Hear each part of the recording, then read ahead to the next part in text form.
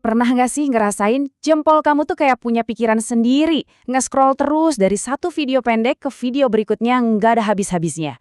Ternyata ini tuh pengalaman yang kita rasain bareng-bareng di seluruh dunia.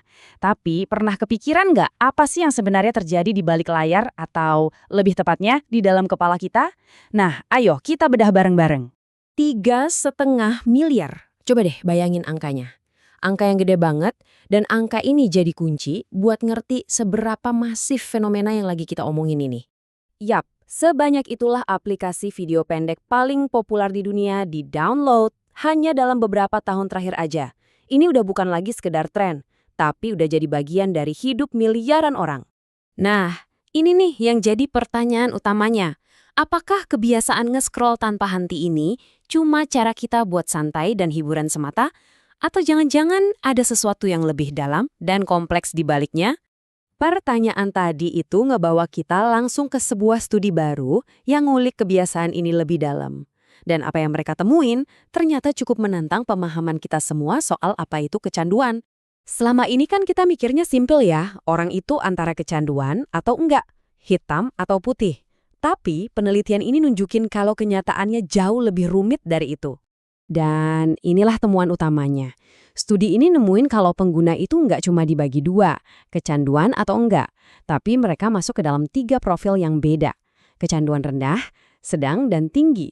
Yang bikin kaget, kelompok paling besar, lebih dari setengahnya, itu ada persis di tengah. Jadi apa sih yang sebenarnya ngebedain 3 kelompok ini?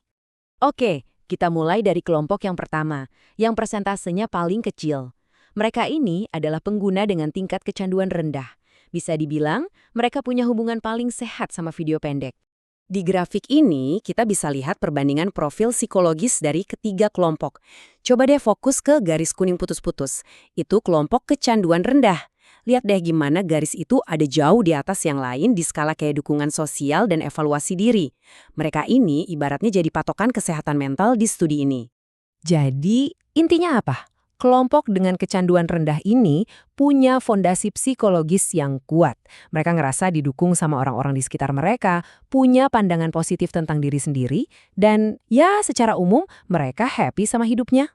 Nah, sekarang kita pindah ke kelompok yang paling gede, yang isinya lebih dari separuh peserta. Pengguna dengan tingkat kecanduan sedang. Disinilah ceritanya jadi menarik banget. Sekarang, coba lihat garis yang hijau. Itu kelompok mayoritas tadi. Posisinya ada di tengah-tengah buat sebagian besar faktor. Tapi, lihat deh apa yang terjadi di titik self-esteem atau evaluasi diri. Garisnya anjlok, dan ini yang paling menarik. Bahkan lebih rendah dari kelompok yang kecanduannya paling tinggi sekalipun. Emangnya apa sih evaluasi diri inti atau core self-evaluation itu? Gampangnya gini deh, ini tuh soal penilaian paling dasar kamu tentang diri sendiri, soal kemampuan kamu, soal nilai diri kamu. Anggap aja kayak meteran PD internal kamu gitu. Dan ini dia nih yang bikin kelompok ini unik. Walaupun tingkat kecanduan mereka bukan yang paling parah, skor evaluasi diri mereka justru yang paling rendah di antara ketiganya. Ini nunjukin ada hubungan kuat antara rasa ragu sama diri sendiri dengan kebiasaan nge-scroll yang sedang tapi terus-terusan. Oke, yang terakhir kita lihat kelompok ketiga. Kelompok yang nunjukin pola penggunaan paling problematis. Pengguna dengan tingkat kecanduan tinggi. Balik lagi ke grafik kita, sekarang lihat garis yang biru. Garis ini ada di posisi paling bawah buat 2 hal penting. Ekstraversi atau seberapa terbuka dan supel seseorang, dan juga dukungan sosial. Intinya, mereka merasa paling terisolasi. Jadi, polanya kelihatan jelas banget kan? Tingkat kecanduan yang paling tinggi itu nyambungnya sama skor dukungan sosial dan ekstraversi yang paling rendah. Ini seolah-olah nunjukin ada rasa keterputusan dari dunia nyata yang mungkin jadi pendorong buat lari ke aplikasi. Oke, kita udah lihat apa aja 3 profil ini. Sekarang pertanyaan yang lebih penting lagi. Kenapa bisa begitu? Apa sih yang sebenarnya jadi pemicu pola-pola ini? Nah, kutipan ini ngejelasin inti teorinya. Seringkali, kebiasaan nge-scroll itu bukan masalah utamanya, tapi lebih ke gejalanya. Gejala dari sesuatu yang lebih dalam, sebuah usaha buat ngisi kekosongan atau kebutuhan psikologis yang nggak terpenuhi di kehidupan nyata. Para peneliti ngejelasinnya lewat sebuah siklus. Jadi gini, awalnya ada faktor bawaan kayak harga diri yang rendah atau sifat yang lebih tertutup. Ini bisa memicu perasaan negatif, misalnya kesepian. Terus, buat lari dari perasaan itu, orang beralih ke video pendek. Tapi, makin banyak waktu dihabisin di sana, koneksi di dunia nyata makin terbengkalai, yang akhirnya malah bikin perasaan negatif tadi makin kuat. Jadi, kayak lingkaran setan. Tapi tunggu dulu. Penting banget buat dicatat ya.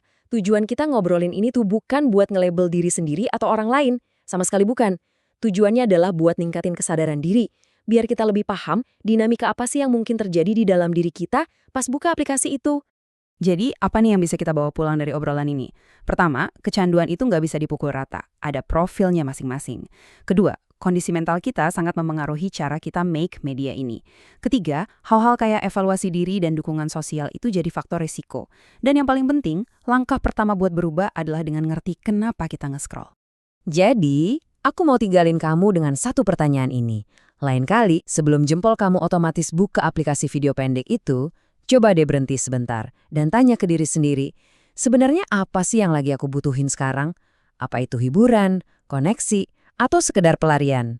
Tahu jawabannya bisa jadi awal dari segalanya.